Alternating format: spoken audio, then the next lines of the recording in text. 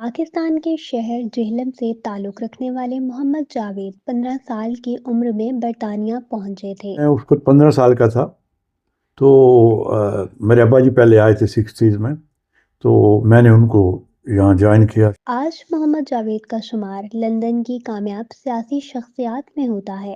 94 میں 4-5 سال چیئر رہا، پھر میں سوشل سروسز کا چیئرمین رہا، پھر ڈیپٹی لیڈر بنا کونسل کا۔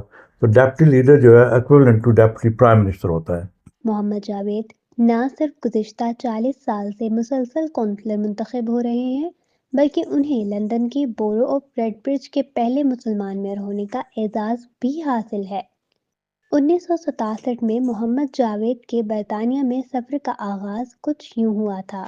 یہاں آ کے جو ہے وہ بہت ساری چیزوں کا مشاہدہ ہوا کہ ہاؤ ڈیفیکلٹ لائف از، کہ زندگی کتنی مشکل ہے، خاص کر ان لوگوں کے لیے، ان میں میرے ابا جی بھی شامل تھے، کہ ایک تو کلچر نیا تھا، دوسری زبان کا مسئلہ۔